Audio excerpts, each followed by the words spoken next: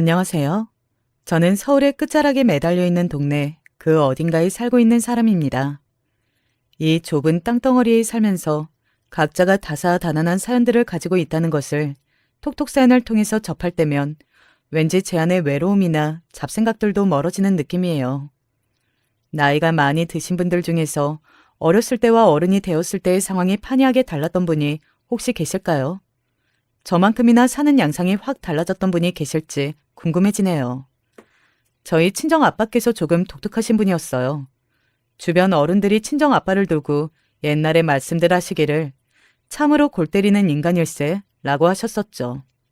치료제도 없는 병 중에 하나가 사업병이라고 하더라고요. 그것보다 더 유명한 병은 도박병이라고 말이죠. 친정 아빠께서는 사업병에 걸리신 분이었고 친정 아빠의 가장 절친하신 분이 도박병에 걸리신 분이었습니다. 제가 어렸을 적에 이분을 삼촌이라고 불렀었네요. 처음부터 두 분이 각자 힘든 병에 걸리신 건 아니었어요. 이 삼촌의 지인이 바로 친정 엄마의 지인하고 서로 아는 사이였어요.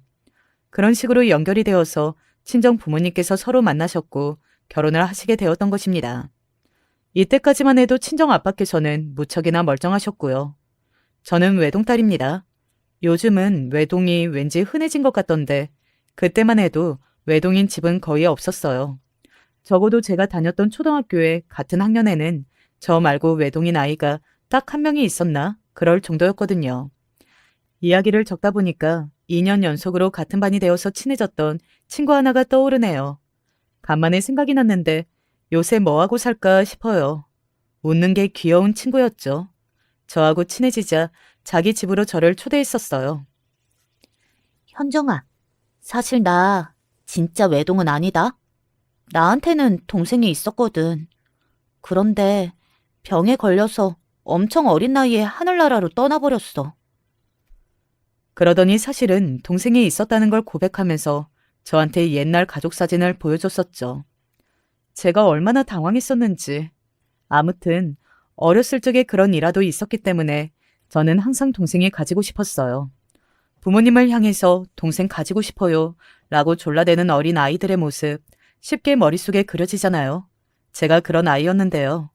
동생을 가지고 싶다는 본심을 드러내기 민망해진 게 집안의 공기였기 때문에 투정은 거의 못 부렸습니다. 제가 외동인 것은 다른 이유가 있어서 그런 게 아니었어요. 혹시 가난 때문에 그랬냐고요? 그건 아니었어요. 그 시절에 집안 형편이 어렵다고 해서 아이를 하나만 낳는 거였다면 출생 감소 문제는 지금이 아니라 이미 옛날 옛적부터 난리였겠죠. 제가 외동인 건 단순하게 친정 부모님의 사이가 썩 좋지 못했기 때문입니다. 좋지 못한 사이라고 표현하는 것은 너무 일차원적 같고 실상은 무척 복잡했어요. 시작은 제가 3살 때부터였다고 합니다. 친정 아빠께서 포부를 밝히시면서 그 모든 게 시작되었어요. 자식을 낳았으니 전처럼은 더 이상 살 수가 없어. 이제는 부모로서의 책임을 키워야 할 때야. 현정이의 동생이 나중에 태어나면 그때는 더한 책임감이 요구되겠지? 내가 지금부터 잘해야겠어. 술 한 잔 마시고 들어온 친정 아빠께서 그렇게 말씀하셨을 때 친정 엄마께서는 무척 감동을 받으셨다네요. 그런데 그 감동은 착각이었죠. 해서는 안 될 감동이었다는 것을 친정 엄마께서는 곧 깨닫게 되셨습니다. 얼마 후에 친정 아빠께서 퇴사하셨거든요. 다니던 회사를 때려치우시고 사업에 뛰어드신 겁니다. 바야흐로 사업병이 막이 오르는 순간이었습니다. 친정 엄마께서는 머리 끝까지 열이 받으셨어요. 당연했죠. 상의 한마디 없이 하던 일을 그만둬? 그게 말이나 돼? 사업 때문이라고 내가 설명을 했잖아. 화 좀 그만 내. 그러다가 얼굴에 주름 생겨. 지금 그렇게 태평하게 굴 때야? 당신, 사업이 애들 이름인 줄 알아? 당신이 대체 무슨 사업을 한다는 거야? 아니, 나는 뭐 사업하면 안 되는 사람이야? 사업 못하는 사람이야? 현정 엄마, 당신 말을 너무 심하게 하네. 내가 태평하게 별 생각 없는 것처럼 보이겠지만 다 생각이 있어. 사업하는 아는 형님들한테서 다 들어놓은 정보가 있다고. 아, 나도 할 수 있어, 사업이라는 거. 잘 다니던 회사나 계속 잘 다니면서 돈을 따박따박 벌어오면 어디가 덧나? 꼭 사업이라는 걸 해서 돈을 벌어야겠어, 당신은? 잘 들어, 현정 엄마. 남의 밑에서 남의 돈이나 벌어주고 남의 배만 불려주면서 사는 거. 그건 기계 안에 부속품 같은 인생이야. 나는 그렇게 살고 싶지 않아. 이왕 사나이로 태어났으면 사나이의 포부를 펼치며 살아야겠어. 그게 내 결심이야. 친정엄마께서는 기절하실 지경이었죠. 자식이 생긴 것, 부모가 된 것, 그런 책임감은 핑계이고 사실은 친정아빠께서 하고 싶은 대로 하고 싶어서 그러신 것임을 그제서야 알아차리신 것이었어요. 사업을 준비한다고 이리저리 돌아다니시는 친정아빠 때문에 친정엄마께서는 머리를 싸매셔야 했습니다. 하지만 마냥 골치만 아파하고 계실 수는 없었고 어린 저를 데리고 동네 아주머니들과 작은 소일거리를 하시며 푼돈을 버셨어요. 그거라도 하셔서 망정이었습니다. 아니었으면 정말 저희 집은 힘들었을 것입니다. 현정아, 네 외삼촌이 평생을 사고만 치고 살았는데 이번에 또 사고를 쳤지 뭐니. 그것도 아주 크게. 그래서 지금 외갓집이 어렵고 정신이 하나도 없어. 그래서 우리 현정이를 맡아줄 수가 없다네. 그럴 수만 있었어도 내가 다른 일을 구해서 돈을 좀 더 벌 수 있었을 텐데 왜 이렇게 상황이라는 것이 꼬이기만 할까. 아휴. 현정아, 빨리 커라. 우리 현정이가 빨리 커야지만 내가 마음을 놓을 것 같아. 물론 그 전에 네 아빠가 정신을 차린다면 가장 좋고. 친정엄마께서 어린 저를 붙잡고 한탄을 자주 늘어놓으셨어요. 그 간절한 바람에도 불구하고 친정아빠께서 정신을 차리시는 일은 좀처럼 벌어지지 않았습니다. 소일거리를 하려고 동네 아주머니들과 다 같이 모인 자리에서도 친정엄마의 한숨은 끊어지지 않았어요. 그런 것도 내가 남편이라고 데리고 산다. 진짜 미치고 팔짝 뛰겠어. 나 요새 화병이라는 게 온 것 같아. 그런데 암만 생각해도 이상한 게 현정이 아빠는 왜 일을 그렇게 그만둔 거야? 아무리 사업에 혹했다고 해서 눈에 뵈는 게 없고 귀에 들리는 게 없어도 그렇지. 잘 다니던 곳을 그만둔 게 신기하고 이상해. 그래 맞아. 우리가 이런 이야기까지는 안 하려고 했는데 우리끼리 생각을 해본 결과 원인은 바람이야. 바람. 누가 퇴사하는 게 정답이라고 바람을 넣었거나 다른 여자하고 바람이 나서 정신이 홀린 것이거나 어쨌든 바람이 원인이겠지. 설마 두 바람 다 해당이면 우리 현정이네가 너무 안 됐는데. 어느 날은 동네 아주머니들의 그런 추측 앞에서 친정엄마께서는 속이 부글부글 끓어대는 바람에 고생이셨죠. 가뜩이나 속상한 마당에 그런 소리까지 들어야 하니까 친정엄마께서는 무척 상심이 크셨어요. 그런 와중에 친정아빠께서 어처구니 없는 소리를 꺼내셨던 거였죠. 현정엄마, 우리 이제 슬슬 둘째 생각해야 하지 않겠어?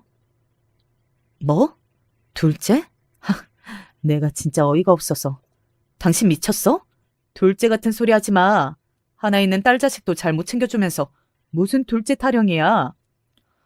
나이 터울을 생각하면 더 늦추기 애매한 상황이야.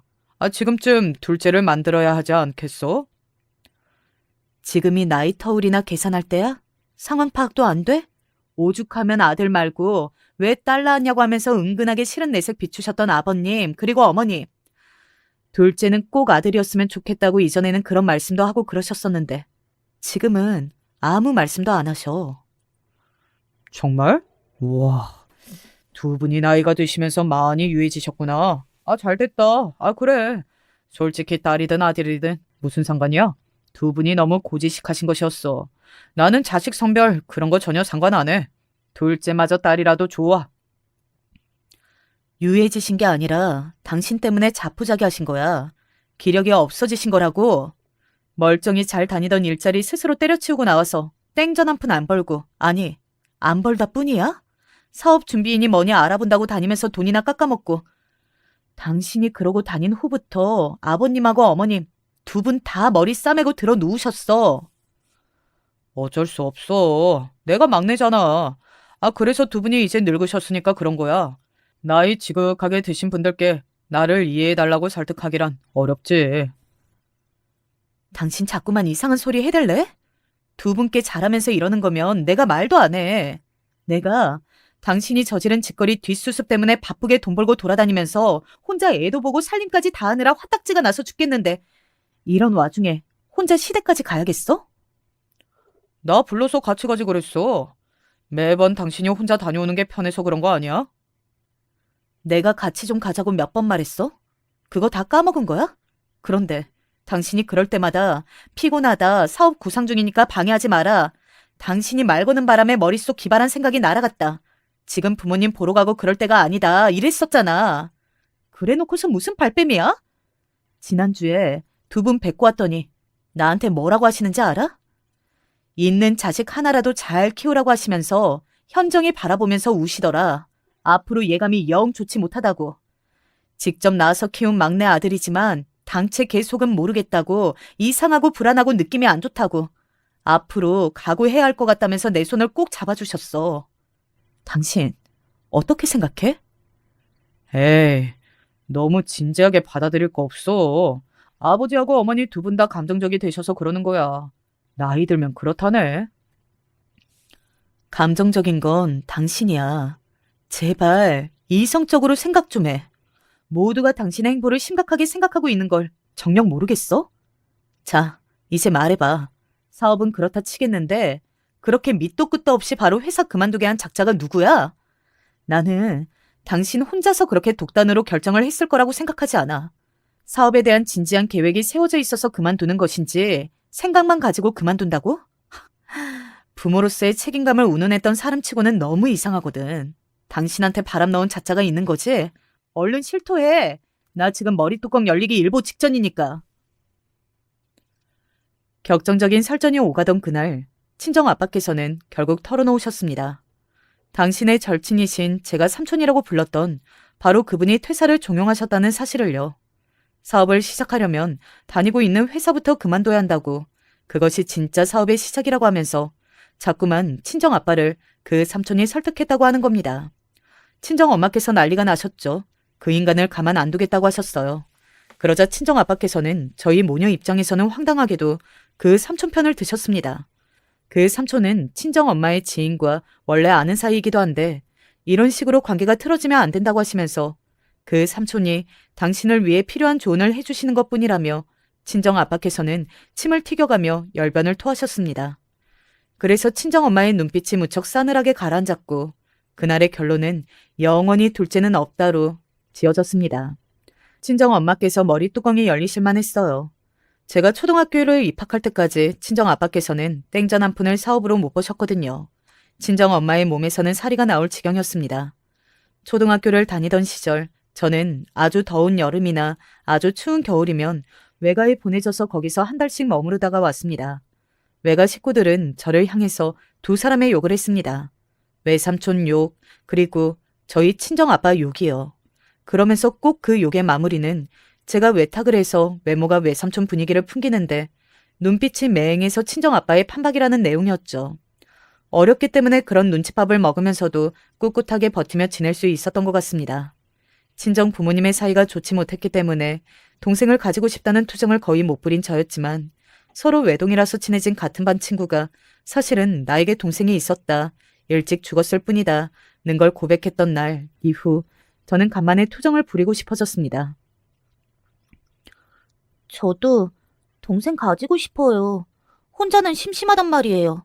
다른 친구들은 다 언니나 오빠나 동생이 있는데 왜 저만 없어요? 저도 동생 만들어주세요.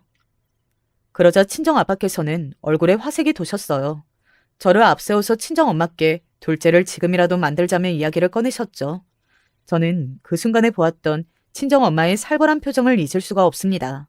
지난달에도 윤수리네한테 가서 30만 원 빌려가지고 그걸로 급한 불 간신히 끄고 살았어. 이제 10만 원 갚았고 20만 원이 남았는데 다음 달까지는 갚아야 해. 나는 진짜 이러고 살기 싫어. 왜 자꾸 이러고 살아야 돼? 이러고 사는 판국에 당신은 둘째 이야기가 그 주둥이에서 잘도 튀어나와? 나 원참. 난 또 뭐라고? 20만 원? 아, 그게 무슨 큰돈이라고 호들갑이야. 아, 그보다 우리 딸내미 머리끈 모양이 이게 뭐야? 엄마라는 사람이 딸 좀 신경 써주라. 머리끈이 엄청 후질근하잖아. 우리 현정이가 나는 예쁜 것만 하고 다녔으면 좋겠는데. 당신 정말 웃긴다. 지금 눈에 머리끈이 들어오기는 하니? 20만 원이 별거 아니라고. 그러면 당신이 현정이 머리끈 새로 사다 주면 되겠네.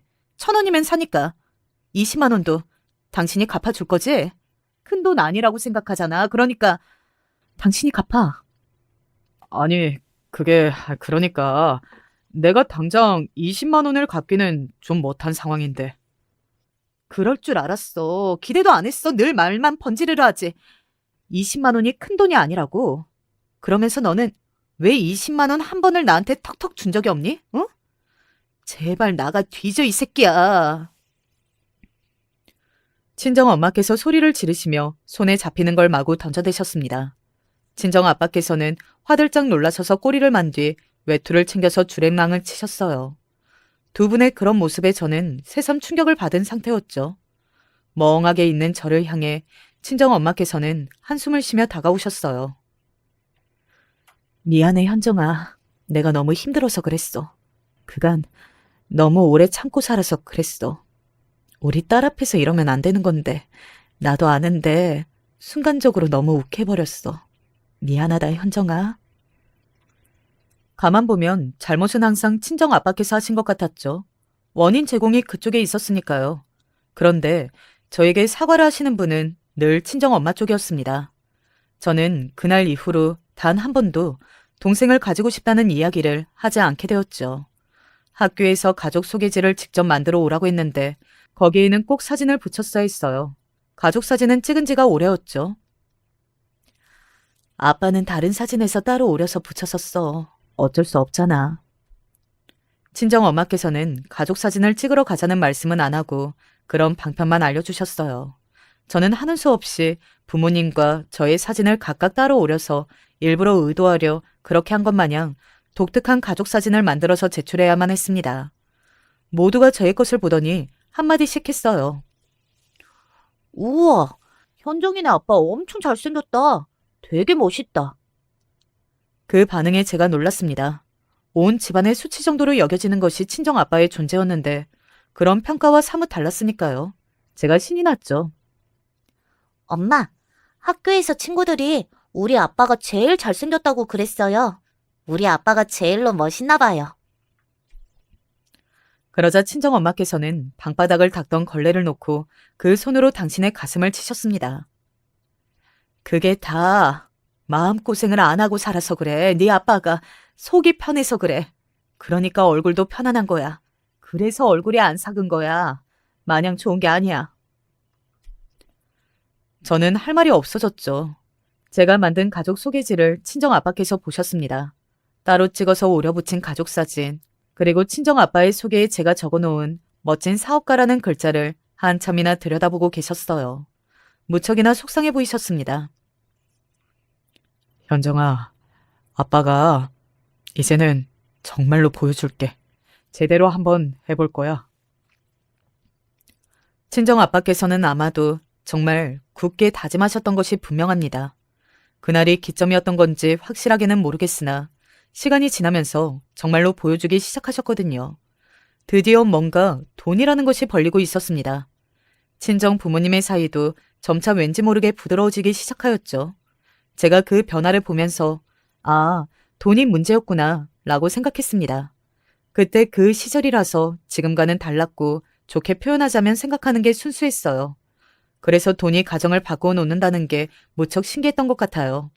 그러나 예석하게도 더 이상 신기하지 않은 시기가 왔는데요. 그건 제가 중학교 때의 일이었죠. 제가 중학교에 입학할 때까지만 해도 참 좋았어요.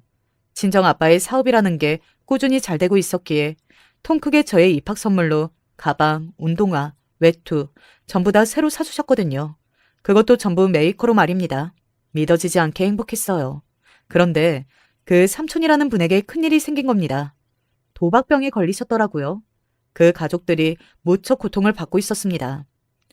오죽하면 그 집 가족들이 저희 집에 찾아와서 돈을 빌려달라고 그랬습니다. 그 집에는 제 또래의 남매가 있었죠. 사춘기 남매가 그러기 쉽지 않았을 텐데 입을 꾹 다물고 분에 찬 눈빛으로 그러나 행동만은 고분고분하게 자기 엄마를 따라서 저희 집 거실에서 무릎을 꿇었습니다. 그 모습에 저도 난감했고 친정 엄마께서는 더더욱 크게 난감해하고 계셨죠. 결국 결단을 내리셨어요. 그 집에 300만 원을 빌려주기로 하셨습니다. 친정 엄마로서는 큰 결단을 하신 것이었는데요. 여기서 문제가 벌어졌어요. 친정 아빠께서 수중에 현금을 아주 싹싹 긁어다가 2천만 원을 그 집에 빌려주신 겁니다. 그 집에서 그랬대요. 6개월 안에 1천만 원을 갚고 나머지는 천천히 갚겠다고요. 그걸 아신 친정 엄마는 미치실 노릇이었습니다. 당신 미쳤어? 진짜 돌았어? 이제 정신 차려서 잘 사나 싶은 게 얼마나 되었다고 이런 사고를 쳐. 왜 한마디 상의도 없이 멋대로 2천만 원이라는 거금을 내어주냐고. 도대체 왜? 어쩌면 그 순간에 2천만 원이라는 액수보다도 친정 엄마의 속을 문드러지게 만들었던 것은 상의 없이 독단적으로 결정하신 친정 아빠의 태도였을지도 모르겠습니다. 회사를 멋대로 그만두고 사업에 발을 들이셨던 그때처럼 말이에요. 악다구니를 쓰시는 친정 엄마 앞에서 그때 친정 아빠께서는 절대 해서는 안 될 말씀을 배꼽하셨습니다. 내 돈이야. 내가 일해서 번 내 돈이야. 그러니까 당신은 그쯤에도. 친정 엄마의 말문이 턱 막히고 말았죠. 친정 아빠께서 삽질만 하시던 그간 10년 동안 친정 엄마께서 살신성인하셨기에 몸에 사리가 나오도록 참고 열심히 부지런히 사셨기에 저희 집이 유지가 되고 굴러갈 수 있었던 거예요. 그럼에도 친정 아빠께서는 잘도 그런 말씀을 하셨던 겁니다. 친정 엄마께서는 그때 내 돈이라는 두 글자에 온갖 정남이가 떨어지고 마셨죠. 그래, 어디 한번 잘해봐.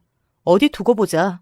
잘난 그 도박쟁이 집안에서 돈을 어디 잘 갚나 두고 보자고. 현정 엄마, 사람이 너무 각박하게 생각하고 그러면 안 돼.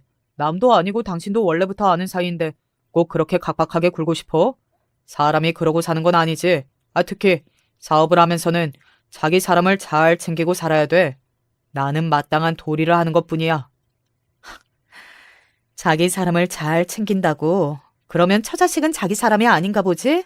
참, 대단하네. 저는 그 사이에서 숨이 막혔습니다. 왠지 저희 가정이 이대로 파국을 맞을 것 같은 불안한 예감이 들고 있었어요.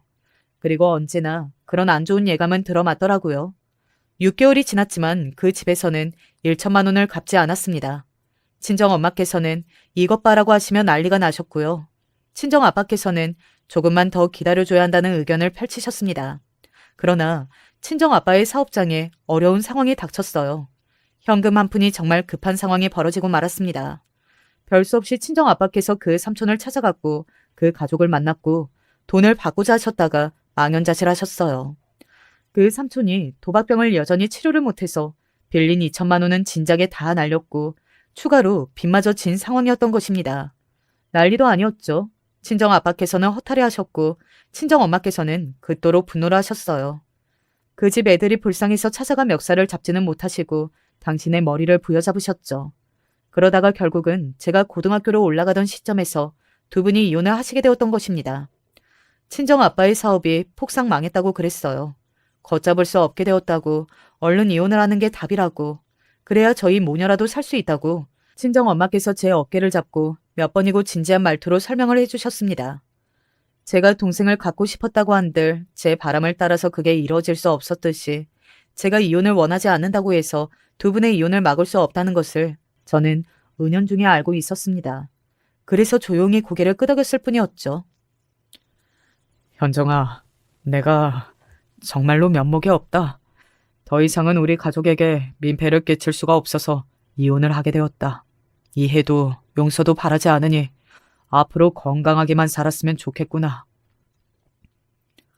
친정 아빠께서 제 앞에서 눈시울을 붉히셨는데 아무런 애틋한 마음이 들지 않아서 저 스스로도 놀라웠어요. 저도 이제 친정 아빠께서 얼마나 민폐 덩어리 인간인지 객관적으로 알게 되었고 질릴 대로 질린 상태였던 것입니다. 얼마 전에는 친할아버지께서 돌아가신 상태였어요. 친할아버지께서 돌아가시기 전에 친정 아빠를 향해 이런 말씀을 남기신 바 있었습니다. 얼마나 기대를 하고 애지중지하면서 키웠는데 이 막내놈아, 너 이놈의 자식 제발 정신 좀 차리고 살아 이놈아. 정신을 다 잡으란 말이야. 이 불효자식, 네가 어떻게 이래? 초점이 반쯤 나간 눈빛으로 그렇게 말씀을 하시고서는 힘겨운 기침을 이어가셨죠. 그 자리에 모인 모두가 친정 아빠를 향해 원망과 질책이 담긴 눈빛을 보냈습니다. 아무도 두 분의 이혼 결심을 두고 친정엄마를 탓하지 않고 있었습니다. 그래서 친할아버지의 임종 이후에 이혼이 빠르게 진행될 수 있었죠. 친정아빠께서는 무척이나 충격이 크셨던 듯 기력이 전혀 없어 보이는 모습이셨으나 저는 뭐라고 위로의 말을 건네야 할지 몰랐습니다. 위로가 필요한 것이 이쪽이 아니라 그쪽이 맞는 건지도 아리송했고요. 그래서 조용히 이별을 선택했습니다. 내가 빠른 결정을 못 내려서 너를 괜히 고생시킨 것 같아. 현정아, 내가 아둔한 엄마라서 미안하다. 네 아빠가 설마 이날 이때까지도 정신을 못 차리고 갈팡질팡하면서 그렇게만 사는 인간일 줄 몰랐어. 변명 같지만 정말로 몰랐단다. 진작에 알았다면 진작에 네 아빠를 포기하고 이혼을 선택했을 거야. 미련하게 붙잡고 있었던 내가 다 잘못했다. 내가 잘못이야. 친정엄마께서 눈물로 저에게 사과를 하신 이후로 저는 친정아빠를 원망하게 되었던 것 같아요. 대체로 엄마와 딸은 서로의 이해자가 되어 똘똘 뭉치는 경우가 있던데 제가 해당이 됐던 듯 싶네요. 못난 친정아빠를 원망하며 지냈고 일부러 생각도 안 하며 지내려 애를 썼는데 고등학교 졸업할 때 친정엄마께서 이혼 후에 처음으로 친정아빠 이야기를 꺼내셨어요. 연락이 왔다네요. 저를 보고 싶어 하신다고 그랬어요. 아빠 만나는 건 생각을 안 해봤는데 아빠는 그간 뭐 하며 지내셨대요? 빚 갚은 거 해결하며 지냈나 봐. 자기 가족들 아무하고도 연락을 안 하니 혼자 어떻게든 해결하며 살았겠지. 친가 식구들이 모두 친정아빠를 등진 모양이었어요. 그 대목에서 마음이 짠해서 친정아빠를 만나기로 했습니다. 아마 같은 대목에서 친정엄마께서도 짠한 마음에 저에게 친정아빠께서 저를 보고 싶어 하신다는 이야기를 전해주신 듯 했죠. 오래간만에 만난 자리, 친정아빠께서는 저에게 선물이라며 머리끈을 주셨어요. 저 이제 성인인데 이런 건 왜 사주세요? 저도 제 취향이라는 게 있는 나이예요. 그건 생각 못했구나. 네가 어렸을 때 이런 거 한 번도 못 사준 게 생각이 나서 나도 모르게. 현정아, 대학 등록금 턱턱 내주는 아빠이고 싶었는데 그렇게 되지 못해서 정말 미안하다. 그거 아세요? 아빠는 미안하실 일 투성이었는데 미안하다고 하시는 거 지금 처음 들어보는 기분이에요. 아빠, 제가 대학을 2군데 붙었는데 한 곳은 더 좋은 곳이지만 비싸고요. 한 곳은 더 대학 등급은 낮은 곳이지만 학비가 저렴하고 제가 장학금 지원을 받을 수 있을 것 같더라고요. 그래서 그곳을 고르기로 했어요. 학비는 해결됐고요. 아빠하고는 달리 엄마는 경제관념이 투철하세요. 없는 형편, 없는 살림에도 저를 위하신다고 돈을 따로 모으셨어요.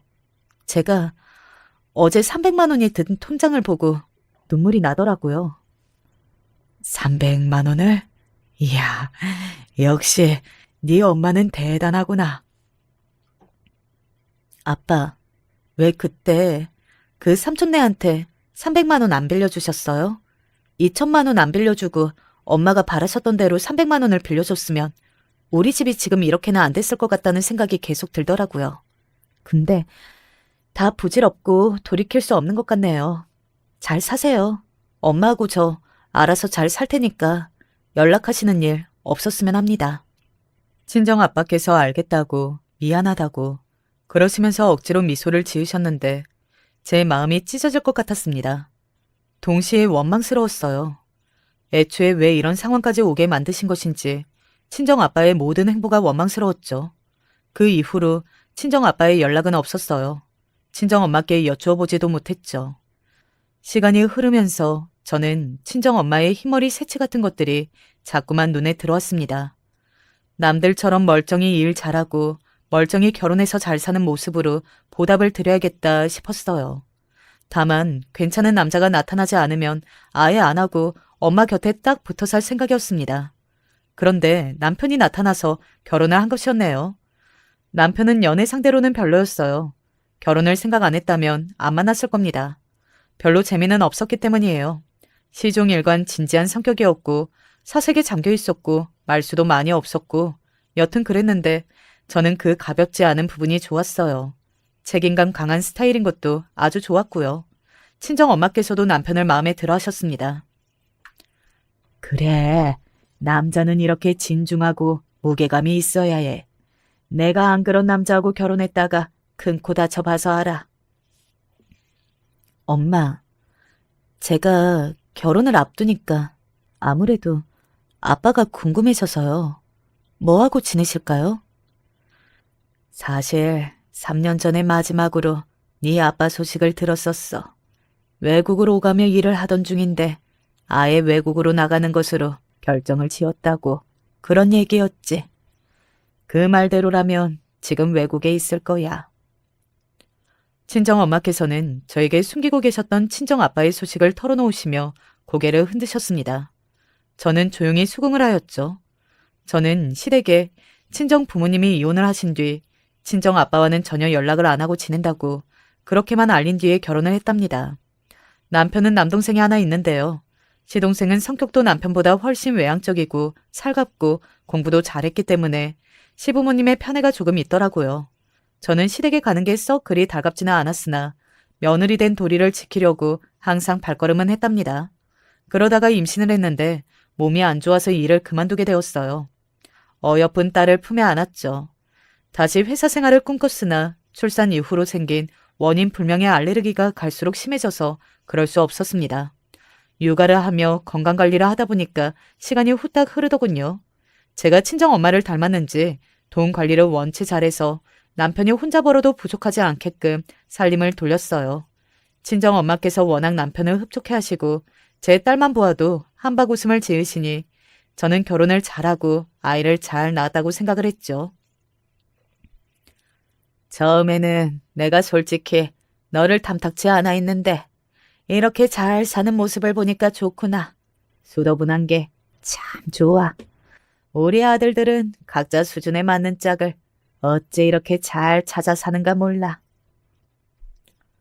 시어머니께서 그런 말씀을 하셨습니다. 저는 수준이라는 표현이 어떤 것인지 알만하다고 여겼어요. 시동생이 무려 의사하고 결혼을 전제로 연애 중이었기 때문입니다. 정말 결혼까지 가려나 싶었는데 날짜가 잡히더라고요. 남편을 통해서 시동생이 넷이 만나서 밥 먹는 자리를 만들고 싶다고 전해왔어요. 당연히 그게 맞는 도리 같아서 저는 수긍했죠. 그 자리에서 바로 제가 동서를 처음 만난 자리였습니다. 저보다 2살 연상이었어요. 서로 상호 존대하면서 나이스하게 잘 지내봐요. 나이스하게요? 아, 네. 그러면 너무 좋죠. 피부과 의사시라 그런가? 피부가 정말 좋으시네요. 네, 당연히 그럴 수밖에요. 피부 안 좋은 의사한테 진료받고 싶은 피부과 환자는 없잖아요? 제가 출산하고 나서 피부가 1년 가까이 계속 뒤집어졌었거든요. 지금은 좀 괜찮아졌지만 언제 또 그렇게 될지 불안하더라고요. 이런 진료도 보시나요?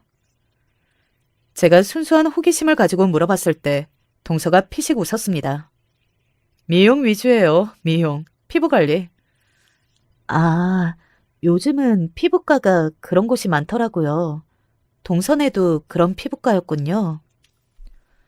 미용 쪽으로만 보는 게 복잡하지도 않고 장사 잘 돼요. 그래서 이번에 위치 끝내주는 곳으로 이전도 했고요. 동서가 으스대면서 이전한 곳을 계속해서 자랑했어요. 저는 맞장구를 쳐줘야 할 것 같아서 거기가 어디냐고 물어봤죠. 그랬더니 휴대폰으로 그 건물 사진을 저에게 보여줬습니다. 제가 입이 벌어졌어요. 와, 1층에 스타벅스가 있네요. 저희 집이랑 거리가 멀어서 아쉬워요. 조금만 더 가까웠어도 내일 당장 가봤을 것 같아요. 동서 대단하네요. 멋져요. 최고로 입지가 좋은 건물인 게 제 눈에도 보일 정도였어요. 저도 모르게 감탄을 뱉었는데 그때 동서가 저에게 황당한 대답을 했습니다. 맞아요.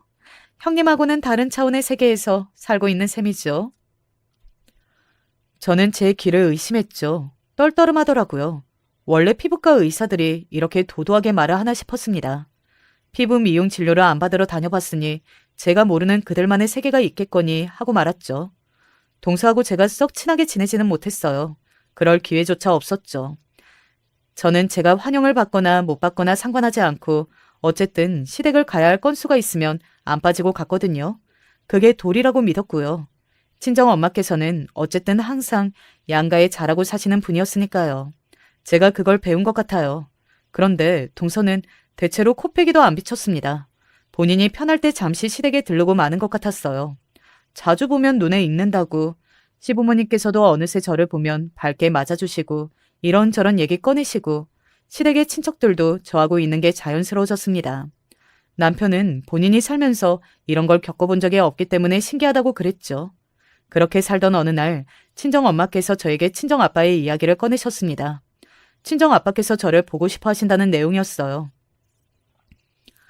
그 인간이 나를 보고 싶어 하는 건 무시하겠지만 너를 보고 싶어 하는 건 무시가 안 되더라. 손녀가 보고 싶다며 그러더라. 아휴. 사실은 연락 온 게 이제 거의 6개월 정도 되었어. 내가 마음 내키면 너한테 전해주고 연락하겠다고 그랬지. 그런데 이틀 전에 또 연락이 왔더라고. 자기가 잘 돼서 보란 듯이 성공을 해서 그거 자랑 좀 하려는데 왜 이렇게 너와 만날 자리를 안 만들어주냐고. 네? 아빠가 결국 사업이 크게 잘 된 모양이네요. 근데 그게 진짜일까요? 그간 너한테 말을 할까 말까 고민했는데 사실 같더라. 그런데 나는 네 아빠한테 하도 되어서 이제 돈이고 사업이고 성공이고 하는 말들이 다 징그럽지 뭐니. 이게 대체 무슨 일인가 싶어서 남편에게 이야기를 한 뒤 딸 데리고 셋이서 자리에 나가보았습니다. 친정 아빠께서 소탈한 차림새로 먼저 앉아 계셨죠. 남편이 까뜻하게 인사를 올리는 동안 저는 경험적인 기분이 되었습니다. 흐른 세월에 비해 많이 안 늙으셨네요. 마음고생 안 하면서 사셨나 봅니다. 엄마와는 다르게.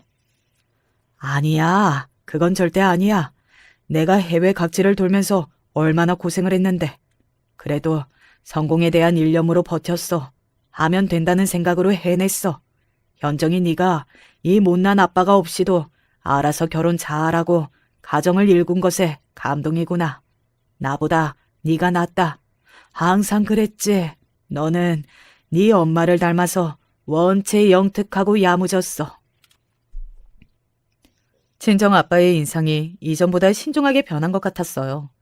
예의 바른 남편을 친정 아빠께서는 마음에 들어 하셨고 어린 제 딸을 바라보는 눈에는 꿀이 뚝뚝 떨어졌습니다.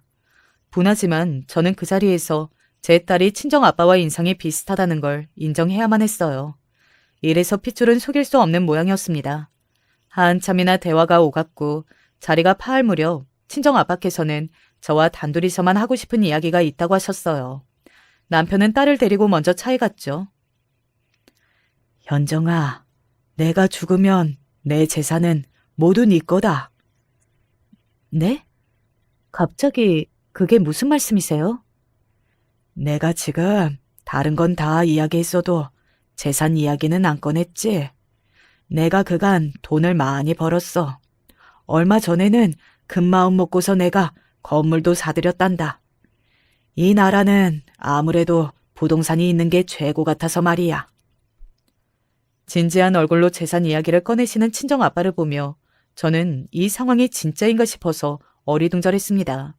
그런 저에게 친정 아빠께서는 본인이 소유하시게 된 건물의 사진도 보여주셨어요. 자랑하고 싶으셨던 것인지 싱글벙글 웃으시면서요. 저는 그 건물을 보자마자 어디인지 알아차렸습니다. 잠깐, 여기는 동서가 병원한다고 했던 그 건물 아니야? 좋은 건물로 이전해서 하염없이 뿌듯했었잖아. 그런데 여기가 우리 아빠의 건물이라니?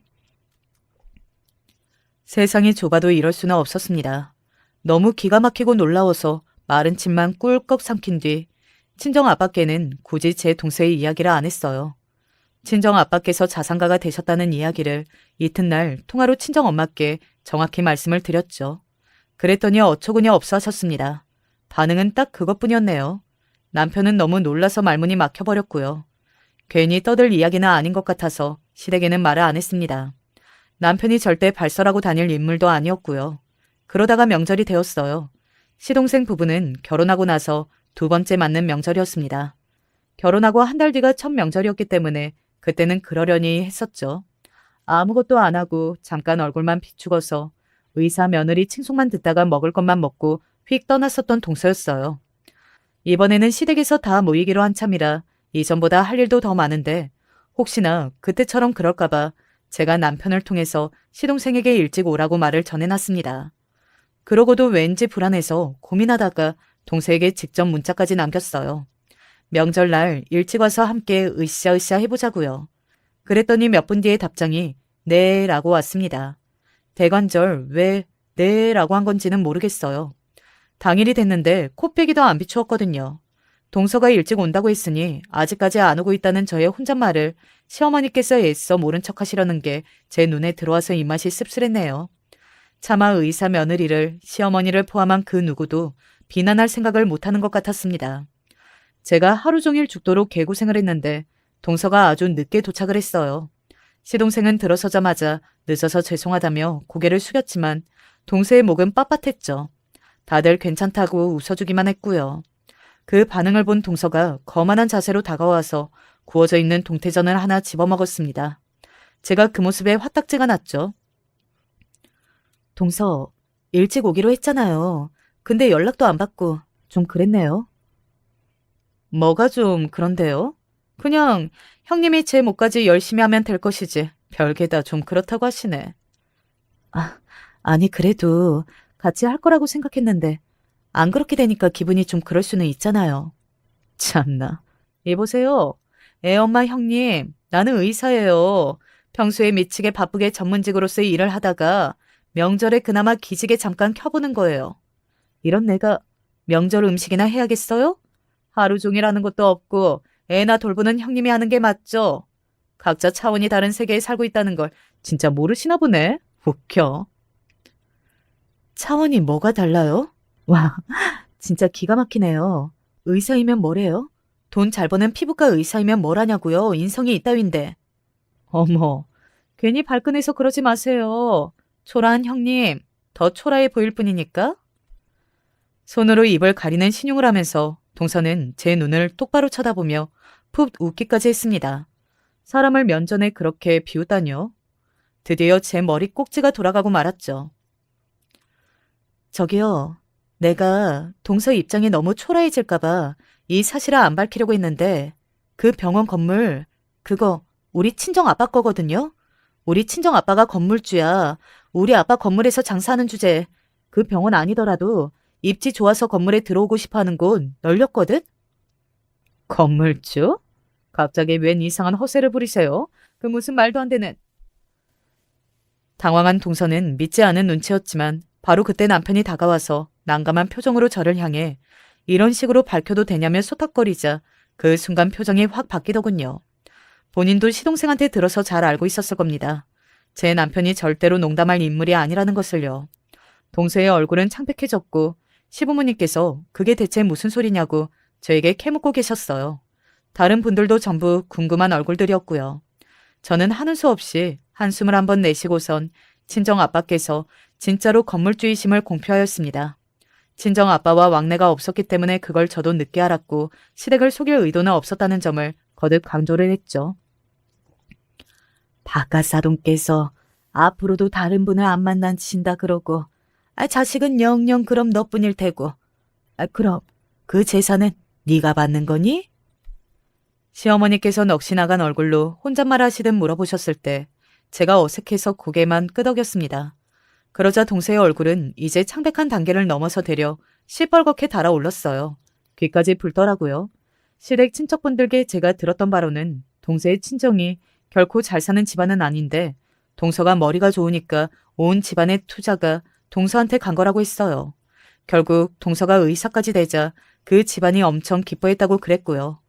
그러니까 건물주는 아직 꿈도 못 꾸는 단계였던 것입니다. 형님, 저는 그런 줄도 모르고 제가 좀 주제 넘게 행동했었네요. 죄송해요. 너무 피곤해서 그랬나 봐요. 동서는 얼굴이 터질 듯이 빨개져서 횡설수설하더니 몸이 안 좋다면서 가버렸습니다. 시동생이 어쩔 줄 몰라 하면서 저를 향해 거듭 사과 인사를 하더니 동서를 뒤따라갔죠. 그날 자정에 가까운 시각에 문자가 왔어요. 동서였죠. 정말 죄송하다, 몰라 배웠다, 잘못했다. 그럴 의도가 아니었다 등등 이런저런 사과했습니다. 저는 일부러 답장을 안 했어요. 다음 날 친정 아빠께 연락을 드리고 이런 일이 있었다고 알려드렸어요. 알고는 계시할 것 같아서 말씀을 드린 것뿐이라고 강조했죠. 동서에게 가해지는 불이익, 보복 이런 걸 원하는 건 아니었으니까요. 친정 아빠께서는 충분히 이해했다고 하셨습니다. 네 아빠가 처음으로 쓸모가 있었구나. 이 일을 들으신 친정 엄마께서 후련한 미소를 지으며 그렇게 말씀하셨어요. 친정 아빠께서는 저에게 미리 재산 증여를 할 생각이 있고 천천히 진행하고 싶다고 하셨죠. 다시 친정 엄마와 합치고 싶다는 뜻을 넌지시 비추시기도 했습니다. 그러나 친정 엄마께서는 거절하셨습니다. 돈 많아진 나를 거절한 걸 보면 네 엄마는 진짜 돈 욕심 없나 보다. 그만큼 내 사업병에 질렸나. 아빠, 제 생각에는요. 엄마가 사업병에 질리신 게 아니라 본질을 보지 못하시는 아빠의 태도에 질리신 거예요. 저는 진심을 담아 조언을 드렸고 친정 아빠께서는 조금 놀란 표정을 지으셨어요. 그러더니 두 분이 그 이후로 진지한 대화를 여러 차례 나누셨습니다. 시간이 지나며 친정 부모님께서는 무척 잘 지내게 되셨어요. 다시 합치지는 않으셨지만 법적인 부부였던 때보다 더 사이가 좋아지셨답니다. 저는 부족함 하나 없는 환경에서 남편과 더더욱 행복한 가정을 꾸려나갔죠. 일부러 둘째를 안 가진 건 아닌데 어쩌다 보니 저희 딸도 외동이 되고 말았네요. 제가 외동딸로 사는 게 어떤 건지 잘 알기 때문에 딸을 전적으로 위하는 엄마가 될 수 있었답니다. 어쩌면 저는 제 딸을 위해서 외동으로 태어나 살았던 걸지도 모르겠어요. 시댁 식구들이 전부 저에게 얼마나 잘하는지 그건 굳이 설명할 필요도 없을 정도예요. 만약 제 친정 아빠의 재산 이야기가 알려진 후에 다들 태도가 급변하였다면 제가 묘한 씁쓸함을 느꼈을지도 모를 일이지만 그게 밝혀지기 이전부터 이미 저는 시댁과 아주 가까워진 상태였기 때문에 마음이 가볍답니다. 태도가 급변한 사람은 따로 있죠. 바로 제 동서요. 네, 형님, 그간 별일 없으셨죠? 다름이 아니라 병원에 새로운 기계가 들어왔어요. 이게 최신식인데 성능이 말도 못해요. 연예인들도 이걸로 관리받으려고 요즘 다 난리거든요. 형님 오시면 받게 해드리려고요. 예약 없이 아무 때나 오셔도 되는 거 아시죠? 그런 거 크게 필요 없는데 때마다 권해줘서 고마워요. 그런데 동서, 이번 명절에 어떡할 거예요? 아유, 뭘 물어보세요. 이번에도 당연히 명절 아침 해가 밝자마자 전력질주로 가서 전부 치고 상 차려야죠.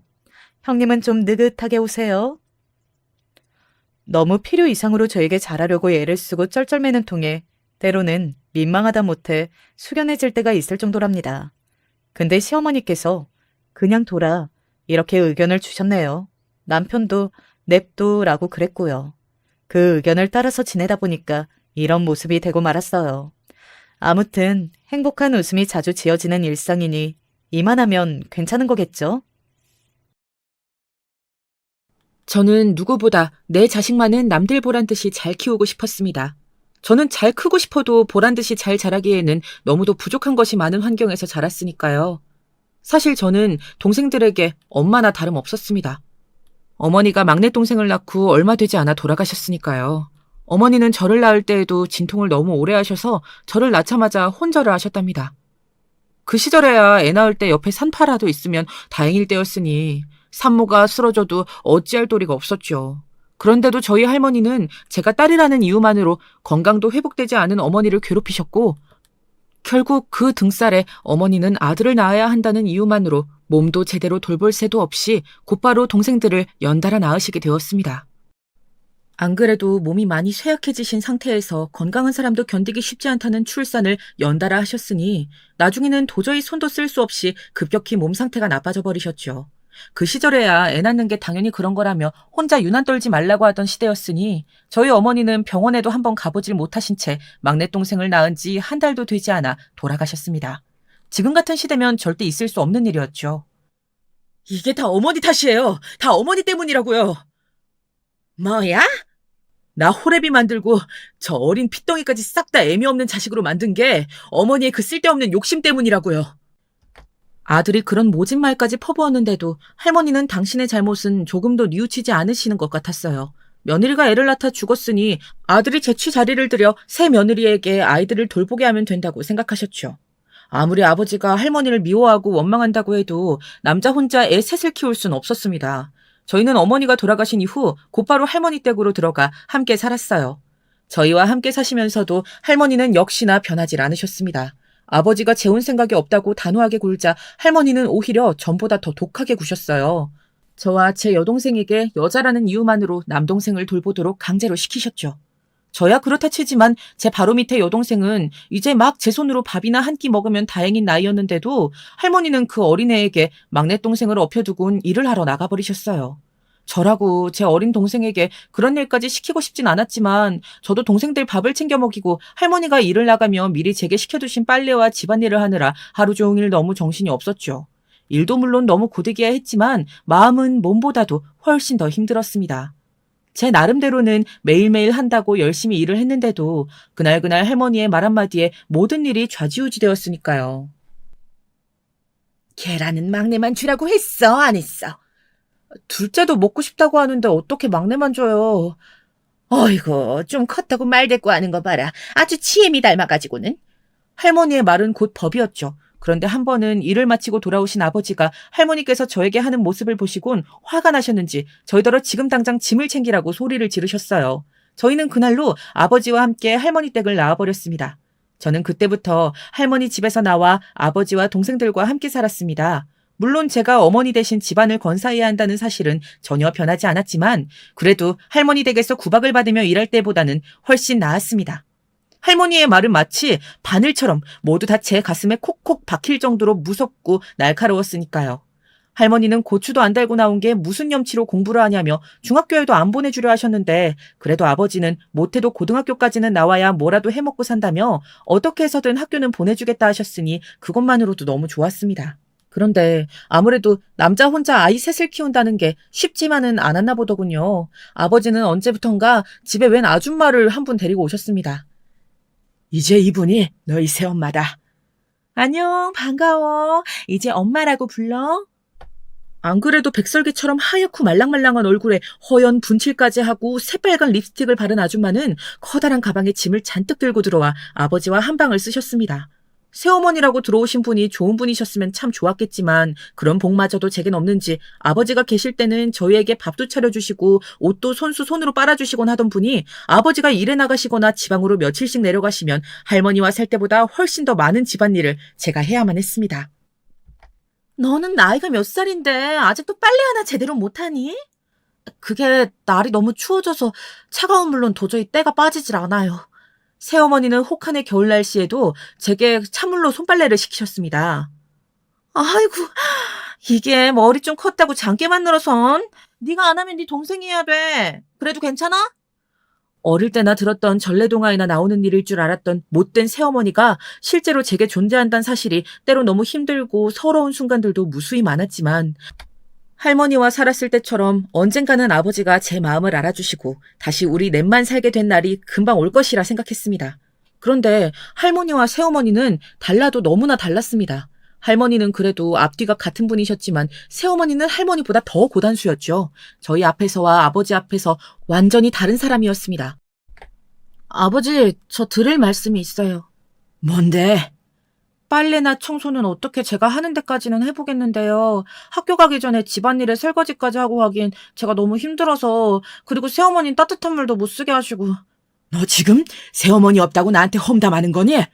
아니요. 그런 게 아니라 저는 새어머니가 아버지가 계실 땐 또 너무 달라서. 아버지가 보기엔 네가 많이 다른 것 같은데. 제가 긴장해서 두서없이 말하기야 했지만 아버지는 제 말이 다 끝나기도 전에 소리를 버럭 지르시며 집안일 좀 도왔다고 해서 사람 험담을 늘어놓느냐고 소리를 지르셨습니다. 새엄마가 너희 걱정을 얼마나 하는데? 아버지, 저는 그런 게 아니라. 네가 맏딸이면 맏딸답게 굴어야지. 새엄마가 매일 남편도 없는 집에서 누구한테 의지를 하겠니? 역시 아버지도 남자는 남자였나 봅니다. 당신의 어머니와 여우 같은 아내는 전혀 다른 것이었죠. 저는 그날 이후 더는 아버지에게 새어머니에 대해 말하지 않았습니다. 오히려 새어머니 앞에서 구박을 듣더라도 또 빙그레 마냥 좋은 척 웃고 있었죠. 밤이면 밤마다 동생들을 양쪽에 끌어안고 펑펑 우는 한이 있어도 동생들만 잘 자랄 수 있도록 할 수 있다면 이 정도는 참고 견디자 싶었습니다. 딱 고등학교에 졸업할 때까지만이었습니다. 그래도 상업고등학교라도 나와야 사회에 나가서도 저와 동생들, 세 식구는 먹고 살 만한 일이라도 구할 테니 더럽고 치사해도 졸업할 때까지만 참자 싶었죠.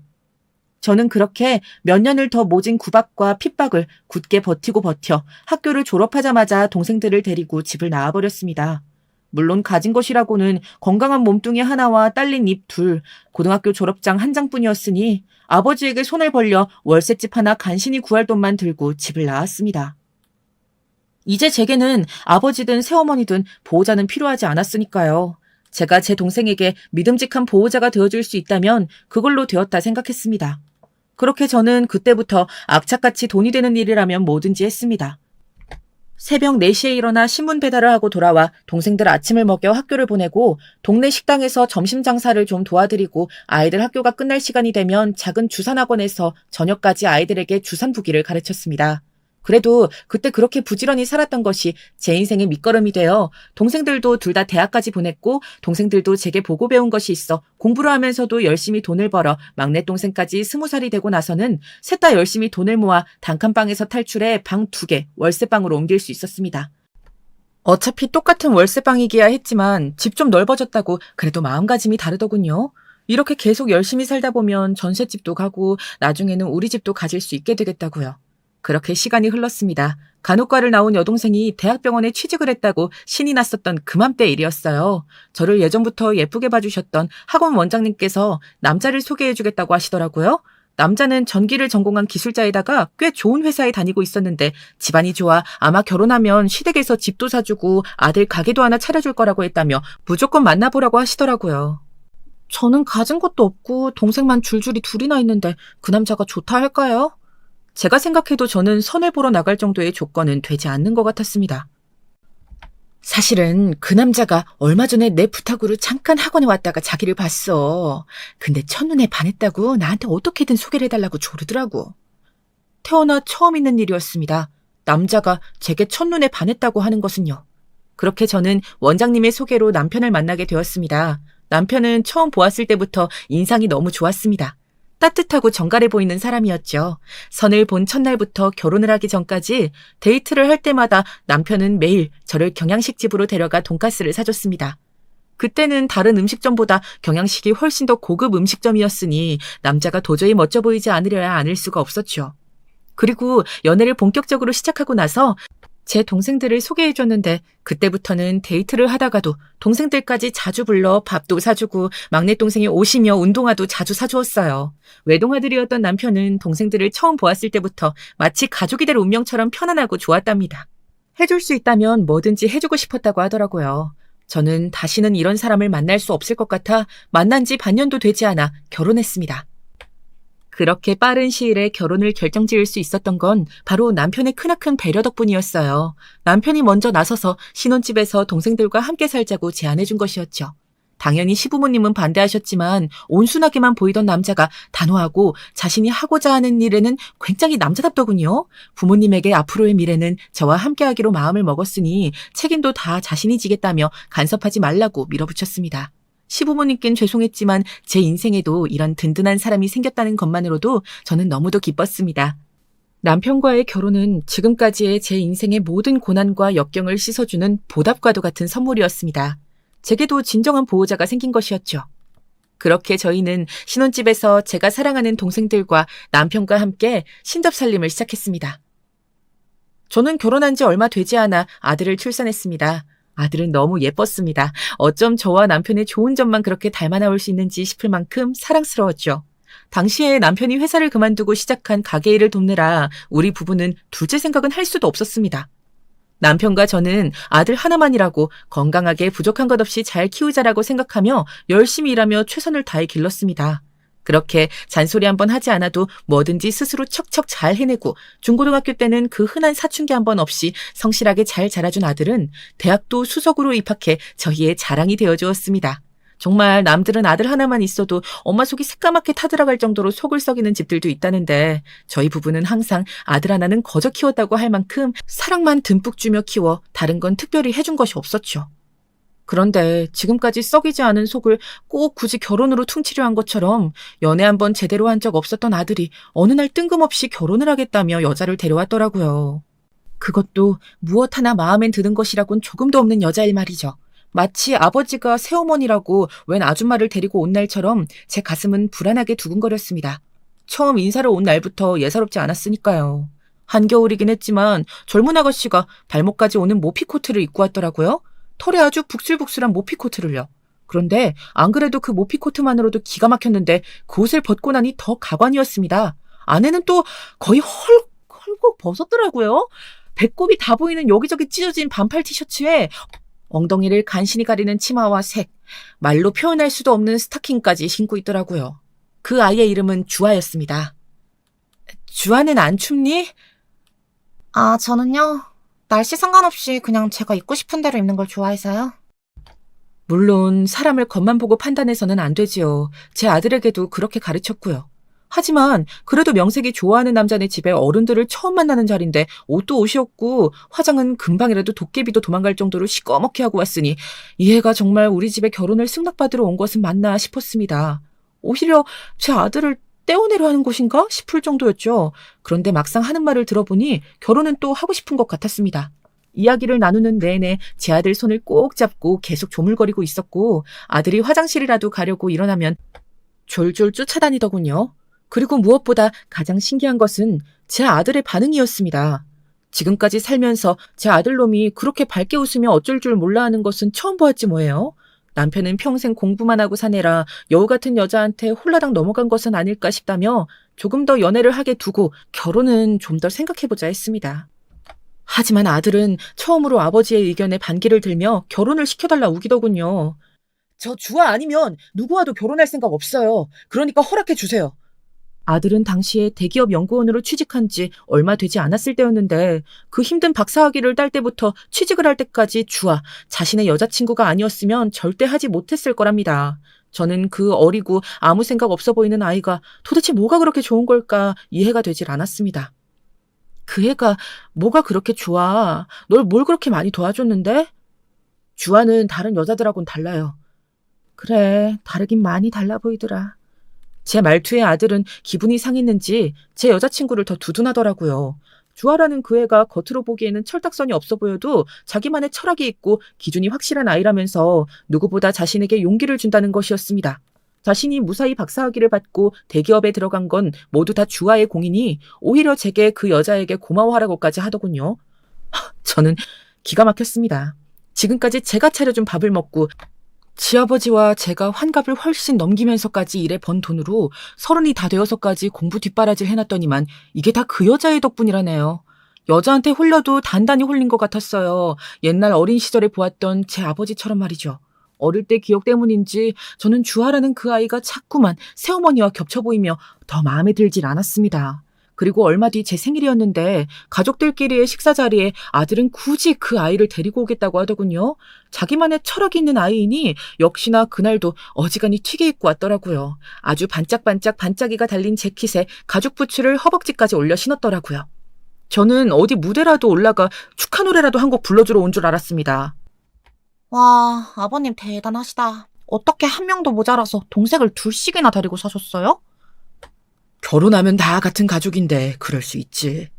아무리 그래도 어머님이 그렇게 안 해주면 결혼 안 해주신다고 튕기신 거 아니에요? 제 생일이라 제 동생들도 초대해 함께 식사를 하는 중이다 보니 자연스레 옛날에 저희 집에서 함께 살았던 이야기를 하고 있었는데 아들의 여자친구는 물색 없이 툭툭 말을 끼어들며 하지 않아도 될 말까지 하더라고요. 오빠, 나 물티슈. 오빠, 나 가위. 오빠, 나 화장실? 네. 옷차림에 말벌은 뭐 다 좋다 이겁니다. 그런데 자꾸만 제 아들을 자기 하인 부리듯이 뭘 자꾸 시키더라고요. 아니, 지가 화장실을 가는데 왜 제 아들을 데리고 간답니까? 설마 문 앞에서 가방이라도 들고 있으라는 걸까요? 더 화가 나는 건 아무렇지 않은 얼굴로 다 해주고 있는 제 아들이었습니다. 저는 너무 속상하고 서러워서 그날 저녁 동생들과 함께한 술자리에서 하소연을 늘어놓았습니다. 그 똑똑한 놈이 어쩌다 저런 여자애한테 빠져가지고는. 제 하소연에도 동생들은 이미 단단히 빠진 걸 부모가 어쩌겠냐고. 지금은 만난 지 얼마 안 돼서 그러는 거니 좀 더 지켜보라고 하더라고요. 언니 기억 안 나? 언니 시어머니도 동생 둘이나 달고 들어온 며느리 싫다 그랬는데 형부가 막 밀어붙였잖아. 그러네, 매형 닮은 거네. 동생들은 제 속상한 마음도 모르고 자꾸만 옛날 얘기를 꺼내며 제 아들이 남편을 닮아 여자에게 한 번 빠지면 앞뒤 구분도 못하는 거라며 웃어넘겼습니다. 그 자리에서는 언니 속도 몰라준다며 버럭하고 나와버렸지만 집에 오는 길에 내내 생각해보니 저렇게들 좋아하는데 말려봐야 아들과의 사이만 더 나빠질 것 같더군요. 그래서 저도 남편을 설득해 부모라도 한번 만나보자 얘기에 상견례 날짜부터 잡았습니다. 그 부모를 보면 그래도 자식이 좀 더 명확하게 보일 테니 말이었죠. 제 속도 모르고 상견례라는 말에 아들은 아주 신이 난 듯 보였습니다. 저희 부부가 결혼을 허락해줬다 싶어서요. 상견례는 아들이 예약해둔 한식당에서 했습니다. 주차장에 저희 부부와 아들이 먼저 도착해 주차를 하고 있었는데 주차장 입구에서부터 요란한 엔진음이 들려오며 빨간색 스포츠카 한 대가 들어오더라고요. 딱 봐도 고급 외제차였습니다. 식당 주차장에서까지 누가 저렇게 요란하게 들어오는가 봤더니만 이게 무슨 일입니까? 바로 주아, 그 애와 저희의 사돈이 될지도 모르는 부모님 두 분이 차에서 함께 내리더라고요. 그 자리에서 티를 낼 수는 없었지만 저와 남편은 너무나 놀랐지요. 우선 놀란 마음을 애써 진정시키고 저희는 모두 함께 식당 안으로 들어갔습니다. 그런데 막상 상견례 자리에서 얘기를 나누다 보니 주아만 이상한 게 아니더군요. 들어오다 차 봤습니다. 너무 멋지시던데요. 아, 보셨군요. 남자가 죽기 전에 스포츠카는 한번 타보고 죽어야 되지 않겠습니까? 예, 잘 어울리시더라고요. 제가 차도 좋아하는데 요새 골프에 또 한참 빠져서 요새 아주 필드에서 살아요. 아, 그래요? 예, 제가 다니는 곳은 워낙 회원권도 비싸고 프라이빗한 곳이라 아무나 들어오진 못할 텐데 사돈이 생각 있으시면 제가 또 꽂아드리고요. 아니요. 저는 운동신경이 없어서 나이 좀 먹었다고 집에만 계시면 안 돼요. 이 골프라는 게 남자의 허리에 아주 좋아요. 처음엔 좀 시원시원한 분인가 보다 했는데 이야기를 하면 할수록 뭔가 좀 가볍달까요? 모든 말이 진심인지 아닌지 분간이 안 되더군요. 이 가방 자네가 주아 사줬다며? 아, 네, 어머님. 완전 내 스타일. 그래서 내가 오늘은 좀 든다고 주아한테 뺏었잖아. 장인 자리뿐만이 아니라 장모 자리도 예사로워 보이진 않더군요. 저는 그 순간 아들 얼굴을 흘낏 바라보았지만 저 녀석이 원래 저리도 철이 없었나 싶을 만큼 주아의 얼굴만 뚫어져라 바라보고 있었습니다. 주차장에서 본 비싼 외제차까지 끌고 다닐 정도면 제 아들이 처갓집의 경제적인 부분까지는 걱정하지 않아도 될 만큼은 되는 거겠지 싶어 꼬치꼬치 묻지는 않았습니다. 그런데 막상 결혼 준비에 대한 이야기가 나오자 그들의 속셈이 조금은 보이더군요. 저희는 만약 두 아이가 결혼하게 되면 시작은 저희 집에서 함께하길 바랐습니다. 저희 부부가 살고 있는 집은 1층에 상가를 가지고 있는 4층짜리 건물이었어요. 각 층마다 입구가 따로 있는 엄연히 분리된 건물이었죠. 저희 입장에서는 남편 명의의 건물이었으니 들어와 살라한 것뿐이었는데 그런데 제 아들이 그 이야기까지는 안 했는지 순식간에 이야기의 주제는 남편의 건물이 있다는 얘기로 넘어갔습니다. 저희와 사돈이 될지도 모르는 주아의 부모는 대놓고 건물 가격에 대해 묻는 것도 모자라 상가는 몇 개나 들어와 있는지 묻더군요. 그리고 무엇보다 어이가 없었던 건 아들에게 언제쯤 증여해 주려고 하는지까지 물었습니다. 요즘 사람들은 원래 다들 이런 식인 걸까요? 아니면 저희 부부가 이상한 걸까요? 워낙 어디서나 말수가 적고 점잖은 저희 남편마저 이 자리가 좀 불편했는지 애써 말을 돌려 대충 형식적인 것들만 정리하고 상견례를 끝냈습니다. 막상 상견례를 하고 나니 저희 부부는 고민이 더 많아지더군요. 정말 이 말도 안 되는 결혼을 꼭 시켜야 하는지 말이죠. 그런데 저희 부부가 고민을 해본들 무슨 소용이 있겠습니까? 이미 저희 아들은 부모의 의견 같은 건 전혀 상관없어 보였어요. 오히려 이미 결혼을 허락받은 것처럼 둘이 해외로 여행도 다녀오고 슬슬 결혼 준비도 하려는 것 같았습니다. 아직 날도 안 잡은 남녀가 여행까지 가는 건 아니지 않니? 엄마는 요즘엔 누가 그런 걸 따져요. 결혼할 사이면 더 따져야지. 무슨 여자애가 그렇게 조심성이 없어. 엄마! 아무리 주아가 마음에 안 들어도 그렇지 왜 자꾸 그렇게 못 잡아먹어서 그래? 주아 걔도 그렇지만 넌 걔 부모를 보고도 좋아? 너 원래 그렇게 허세 많고 명품 밝히는 거 싫어했잖아. 몰라. 주아는 그냥 다 좋아. 나 주아 없으면 못 살아. 그거야. 너희가 아직 만난 지 얼마 안 돼서 그래. 1년만 더 만나보고. 엄마! 저는 순간 집이 무너지는 줄 알았습니다. 제 아들이 그렇게까지 언성을 높이는 건 처음 겪는 일이었으니까요. 주아가 올해 무조건 결혼하자고 했어. 아니면 내년에 선 봐서 다른 남자랑 한대. 뭐? 걔는 무슨 남자친구한테 그런 말을 한다니. 주아도 나랑 결혼하고 싶으니까 그렇지. 우리 사이 갈려놓으려는 거 엄마야. 엄마 때문에 나 주아랑 헤어지면 엄마도 다신 안 봐. 지금 문 부서지듯 닫고 들어간 제가 제 자식이 맞는 걸까요? 아무리 생각해도 제가 알던 아들이 아니었습니다. 동생들 말이 맞았어요. 저희가 백날 도시락 싸서 말려봐야 뭘 하겠습니까? 둘이 저렇게 좋아 죽는걸요. 결국 저와 남편은 두 손 두 발 다 들었어요. 그리고 그래, 어디 한번 지지고 볶고 둘이 알아서 잘 살아봐라 하는 마음으로 허락해 주었습니다. 그렇게 준비할 것 없이 식만 올리고 저희 건물에 세간살이만 준비해서 들어오라고 했지요. 그랬더니 아들은 아주 기다렸다는 듯 식을 올리고 저희 윗집으로 들어왔습니다. 며느리라고 사실 큰 기대를 안 한 덕분인지 결혼 초반에는 아무런 문제 없이 각자 잘 살아갔습니다. 그런데 이게 가까이 산다고 생각하니 안 그러려고 해도 서운한 것들이 자꾸만 하나둘 생기더군요. 평일에는 다들 출근하느라 바빴으니 그래도 주말에 한 끼는 집에 내려와 함께 먹기를 바라는 마음이 있었습니다. 그런데 아들도 며느리도 항상 이런저런 이유를 대며 한 번을 내려오질 않더군요. 심지어 주말에 제 남편 생일이어서 아침이나 같이 먹자고 했는데도 어느새 아침 일찍 나가버렸더라고요. 너 어제 내 말 못 들었니? 오늘 네 시아버지 생신이시라고 아침 먹으러 내려오라고 했잖아. 어머니, 제가 오늘 약속 있는 걸 깜빡해서. 약속? 너 설마 친구 만나러 간 거니? 시아버지 생신날? 저는 너무 화가 나서 그대로 소리를 버럭 질러버렸습니다. 지금 당장 들어오라고요. 그랬더니 점심때가 지나서 아주 똥 씹은 표정을 하고선 왔더라고요. 그러곤 한다는 소리가 보통 생일은 저녁에 하지 않아요? 기가 막혔습니다. 제가 미역국을 끓이랬습니까? 아니면 새벽부터 내려와서 상을 같이 차리자고 하기랬습니까? 아침만 먹고 올라가면 될 일을 이렇게까지 크게 만든다뇨. 쟤 데리고 올라가. 아주 꼴도 보기 싫다. 저는 바로 아들에게 며느리를 데리고 올라가라고 했습니다. 저런 얼굴로 제 남편 생일 축하를 하고 싶지 않았거든요. 엄마, 오늘만 좀 이해해줘요. 제가 잘 얘기할게요. 제 아들만 내내 잘못했다 할 뿐이지 며느리는 입을 꾹 다문 채 한마디도 하질 않더군요. 사실 그래도 이제 가족인데 조금도 저희 부부와 가까워지려고 하는 것 같지 않아 많이 서운했습니다. 자식이라고는 아들놈 하나였는데 이러다 이제는 아예 얼굴도 못 보고 사는 것 아닌가 싶을 정도로 얼굴 보기가 힘들더군요. 물론 저들도 신혼인데 얼마나 좋을까 싶어 겉으로는 티도 안 내고 별 말 하지 않았습니다. 안 그래도 결혼 전부터 며느리를 제가 탐탁치 않아 한다는 걸 아들도 아는데 자꾸만 티를 내면 아들과 걷잡을 수 없이 사이가 틀어질 수도 있을까 봐서요. 나이가 드니 저도 별 수 없는지 어느새 자식 눈치를 보고 있더군요. 그러던 어느 날이었어요. 분명 둘 다 출근해 나갔을 텐데 윗집에서 사람 기척이 느껴지더라고요. 평소 들리지 않던 발소리도 쿵쿵 나고 현관문이 쾅 닫히는 소리도 나고요. 저는 혹시나 하는 마음에 오랜만에 아들네 집으로 올라가 보았습니다. 어머! 세아가? 집에 있었니? 오늘 쉬는 날이야? 분명 출근을 한 줄 알았던 며느리가 웬일로 집에 있더라고요. 모르셨구나. 저 일 그만뒀어요.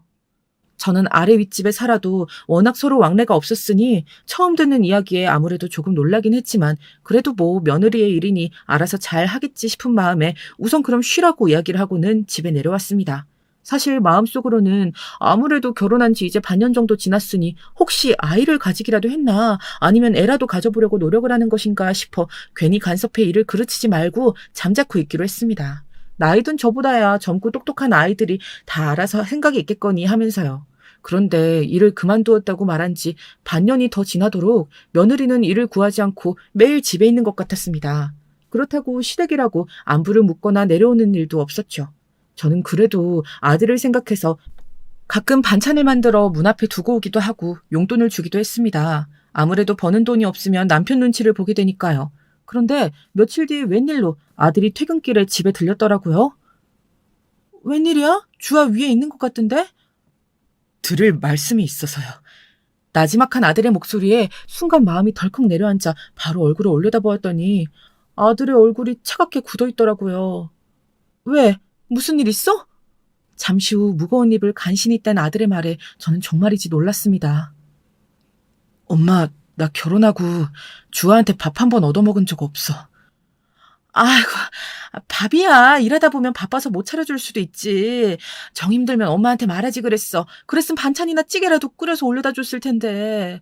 아무리 살림을 해본 적이 없다고 해도 벌써 결혼한 지 1년이고 일은 그만둔 지도 반년이 넘었는데 아직까지 남편에게 밥을 차려주지 않았다는 건 저도 이해가 되질 않았습니다. 그래도 제가 간혹 반찬도 해다 주었는데 말이죠. 엄마, 그런 문제가 아니에요. 며느리는 원래부터 집에서 음식 냄새가 나는 걸 유난히 싫어한답니다. 그래서 아예 집에서는 밥을 해먹질 않았다네요. 매일 시켜 먹거나 외식을 했고 가끔 어머니가 문 앞에 두고 간 반찬들은 아예 자신은 구경도 하지 못했답니다. 명절날 싸가지고 올라간 음식들도 말이죠. 개념 없는 며느리의 만행은 거기서 끝이 아니었습니다. 아들이 이제 나이도 있으니 아이를 갖고 싶다고 말했는데 며느리는 아주 손사래를 쳤답니다. 자신은 아이를 낳을 생각은 전혀 없다면서요. 아들도 전혀 몰랐던 사실이라네요. 아이를? 왜? 왜 안 낳겠다는 건데? 자기 몸 망가질까봐 너무 싫대요. 그럼 일도 안 하고 애도 안 낳고 결혼은 도대체 못하러 했대? 며느리의 기이한 행동은 거기서 끝이 아니었습니다. 사실 제가 알기로는 며느리가 외국 패션 대학을 나와 최근까지도 한국의 패션 회사를 다니고 있는 줄 알고 있었습니다. 그런데 결혼을 하자마자 며느리는 회사에서 상사가 너무 힘들게 한다면서 그만두고 싶다고 했답니다. 그래서 제 아들은 우선 알겠다고 했고 하고 싶은 대로 하라고 대답은 했답니다. 그런데 사실 아들도 전부터 아내에게 뭔가 좀 미심쩍은 게 있었대요. 외국에서 공부를 오래 했던 여자가 간단한 영어 몇 마디도 못하고 회사로 데리러 간다고 해도 근처에도 못 오게 했다더라고요. 아무래도 아들은 이상해서 며느리가 다닌다는 회사에 불쑥 찾아가 보았는데 역시나 주아라는 이름의 직원은 없었답니다.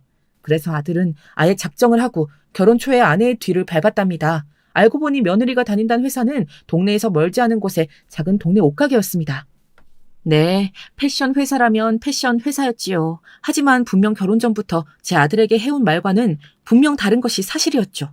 그날 아들은 며느리와 심하게 다투었답니다. 그런데 며느리는 자신을 몰아붙이는 제 아들에게 오히려 적반하장으로 나왔답니다.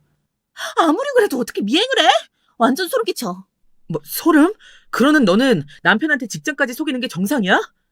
나 정상 아닌 거 오빠도 다 알고 결혼했잖아. 뭐? 언제는? 내가 특별해서 좋다며? 사실은 패션 회사를 다니기는 했는데 결혼 전에 너무 힘들어서 제 아들에게 말을 하지 않고 그만뒀답니다. 결혼식 전에는 이야기해야지 했지만 말할 타이밍을 놓쳤고 이제와 일을 그만뒀다고 말하기에는 민망해 동네 옷가게에서 아르바이트를 하고 있었다고 했다네요. 아들은 그런대로 며느리의 직장에 대한 일은 좋게 넘어갔답니다. 워낙 평소에도 제멋대로 생각하고 자유로운 사고방식으로 사는 사람이었으니 그때까지만 해도 그냥 뭐든 자신이 편한 대로 했겠다 싶었다네요. 그래서 그게 벌써 한참 전의 일인데 지금 와서 엄마한테 얘기하는 이유가 뭐야? 사실은 최근에도 좀 이상한 일이 있어서요. 아들의 말은 이랬습니다. 얼마 전에 장인어른과 장모님과 함께 식사를 했는데 장인어른께서 친구들 이야기를 하시며 친구들은 다들 사위가 골프장 회원권은 한 번씩 끊어줬다고 자랑을 한다고 하셨답니다. 제 아들은 애써 월급쟁이의 월급이 얼마 안 된다. 앞으로 저도 장인어른 골프장 회원권 정도는 해드릴 수 있도록 열심히 하겠다라고 했는데 장인어른은 대놓고 실망하시며 건물주 아들도 별거 없구만 라고 하셨답니다. 그래서 그날 밤 아들은 며느리에게 아무리 그래도 장인어른이 좀 너무하시는 것 같다 한 소리 했답니다. 사실 제가 서운해할까봐 말은 못했지만 툭하면 사돈 양반들은 제 아들을 백화점으로 불러내서 명품 가방에 신발 등등 노골적으로 사달라는 티를 내 사준 게 한두 번이 아니었답니다. 여행을 간다고 해서 여행비도 많이 보내드렸고요. 저도 사람인데 어떻게 서운하지 않을 수 있겠어요? 저는 명품백이니 신발이니 사실 그런 건 바라지도 않았습니다. 일주일에 한 번, 아니 한 달에 한 번이라도 집에 들러 밥이나 한 끼 먹고 가도 좋겠구만. 제가 부르면 매일 별의별 핑계를 대고 한 번 오지도 않으면서 친정 부모님께는 제 아들을 아주 살가운 사위로 만들고 싶어하는 며느리가 좀 괘씸하긴 하더군요. 장모님 사드릴 수도 있지 뭘. 그런 걸 가지고 아까워하고 그래. 아들이 좀 속상해하는 말을 가지고 죽이 맞아 사돈을 욕할 순 없는 노릇이니 저는 나름 아들을 나무랐습니다. 아들도 결혼 전에는 본인이 너무 좋아 앞뒤 분간도 못하고 결혼시켜달라 그렇게 조르더니만 막상 살아보니 본인이 생각한 것과는 현실이 달라 힘들어하는 모습이 딱하면서도 속으로는 그것 봐라 부모 말을 그렇게 안 듣더니만 하는 말이 목구멍까지 나왔습니다. 그리고 이건 아들의 단순한 추측이었지만 며느리가 최근에 부쩍 친정에 가서 자고 오는 일이 많아졌답니다. 물론 친정에서 자고 오는 게 문제가 아니라 다녀오면 부쩍 술 냄새도 많이 나는 것 같고 옷방에 보면 못 보던 가방이나 옷도 늘어난 것 같답니다. 아들이 몇 번 어디서 났냐 물으면 항상 친정 부모님이 사주셨다고 며느린 둘러댔다고 하지만 아들은 자신이 처갓집 상황을 뻔히 다 아는데 그럴 리 없다며 며느리를 믿지 못하겠다는 거였습니다. 아들의 표정도 반응도 분명 1년 전과는 많은 것이 달라져 있었습니다. 저도 지금까지 며느리라고 마음에 드는 구석은 하나도 없었지만 다 아들 때문에 참고 있었던 것이었는데 아들이 힘들어하고 있는 모습을 직접 보고 나니 저도 가만히 있을 수만은 없었습니다. 며느리에게 콩깍지가 아주 제대로 씌어 부모도 모를 만큼 사랑했던 제 아들이 뭔가 이상하다고 느낀 거라면 분명 며느리에게 뭔가 문제가 있긴 있어 보였죠. 저는 그 다음날 아들이 출근하고 난 이후 아들 집으로 갔습니다. 어머니? 아침부터 무슨 일이세요? 그랬더니 역시나 며느리는 대놓고 불편한 기색이 역력하더군요. 저는 아무렇지 않았습니다. 제가 70평생을 어떻게 살아왔는지 관심도 없는 이 젊은 며느리는 모르겠지만 저 또한 눈칫밥 먹어가며 살아온 세월이 길다면 꽤 있었으니 마음만 먹으면 독하디 독한 시어머니 역할 정도야 충분히 보여줄 수 있을 것 같았습니다. 어머, 너는 쥐꼬리 이게 뭐니? 에? 일 안 하고 집에 있기로 한 거면 넌 이제 전업주부야. 그럼 집안일은 할 줄 알아야지. 못된 시어머니 흉내나 좀 내며 며느리에 대해 조사라도 좀 해보려고 올라간 것이었는데 이건 뭐 연기를 하지 않아도 절로 말이 튀어나올 만큼 집에 아주 돼지우리가 따로 없었습니다. 집에서 음식 냄새가 나는 게 싫어서 밥을 안 한다고 할 땐 언제고 도대체 배달 음식을 얼마나 시켜먹고 치우질 않았는지 문을 열고 들어가자마자 음식 썩은 냄새가 진동을 했습니다. 저는 도저히 잠시도 이 집에 있고 싶지 않을 만큼 지저분한데 도대체 1년 동안 제 아들은 여기서 어떻게 살았나 싶더군요. 얼굴만 치장하고 옷만 깨끗이 입으면 무얼 한답니까? 집 명품백 있는 방 빼고는 몽땅 다 엉망진창인걸요. 저는 내일 다시 올 테니 집 청소를 해놓으라고 따끔하게 한마디 해주고 내려왔습니다. 그런데 다음날 다시 아들 집에 올라갔을 때 저는 너무 놀라 입이 쩍 벌어지고 말았습니다. 며느리가 글쎄 청소업체를 불렀더라고요. 어머니, 어때요? 여기 일 되게 잘하죠? 어머님 댁도 불러드릴까요? 하하하, 너무 어이가 없어서 실소가 터지더군요. 저는 방법을 바꿔야겠다 싶어 냉장고 문을 벌컥 열었습니다. 도대체 냉장고 뭐하러 샀는지 냉장고 안은 물이랑 술 빼고는 먹을 거라고는 아무것도 없더군요. 앞으로 월요일마다 내가 반찬이랑 찌개 끓여다 줄 테니까 남편 퇴근하고 오면 저녁은 꼭 차려줘. 알았지? 어머니! 제가 어머니 아들 식모예요? 밥 차려주고 있는 사람이냐고요? 제가 냉장고 문을 열었을 때부터 기가 막힌다는 듯 짝다리를 짚고 서 있더니만 결국은 제 말이 듣기 싫었는지 붉어진 얼굴로 제게 소리까지 지르더군요. 누구한테 못된 짓도 해보고 화를 내본 사람이나 지르는 거지 며느리가 제게 소리를 지를 거라고는 상상도 못했던 저로선 어안이벙벙에 말문이 막히고 말았답니다. 아내가 남편 밥 차려주는 거야 당연한 거지. 식모는 무슨 식모? 그게 왜 당연한데요. 남편이 아내한테 해줄 수도 있죠. 어머님 아들도 밥 안 차려요. 다 사먹는다고요. 그것도 하루 이틀이지. 집에서 살림하는 애가 밥도 안 하고 청소도 안 하면 도대체 뭘 하겠다고 집에 있는 건데. 어머니가 모르시나 본데요. 남편이 돈 잘 벌면 여자가 좀 집에서 편하게 놀아도 돼요. 뭐야? 어머님도 아버님 건물도 있고 돈도 많으신데 이제 좀 노세요. 얘 정말 말하는 것 좀 봐. 저는 애써 큰 소리를 간신히 치고는 집으로 내려와 버렸습니다. 집에 와서도 마음이 진정되질 않아 소파에 주저앉아 숨을 몰아쉬고 있었는데 그 모습을 보고는 놀란 남편이 제게 달려오더라고요. 얼굴이 왜 그렇게 창백해? 저는 놀란 마음을 애써 진정시키고 남편에게 며칠 전 아들이 내려와 한 이야기부터 요 며칠 있었던 일까지 다 이야기를 했습니다.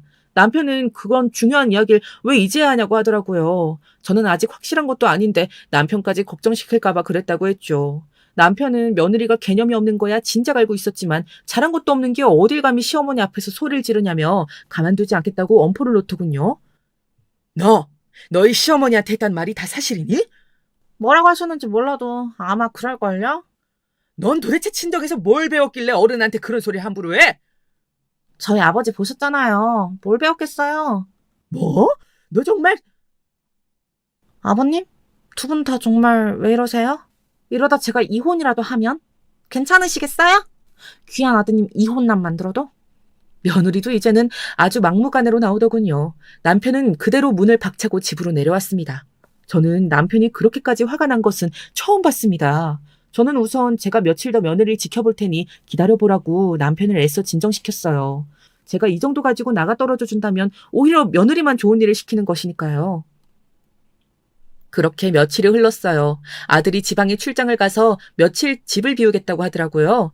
저는 아무래도 혼자 있는 며느리가 신경 쓰여 점심때쯤 올라갔습니다.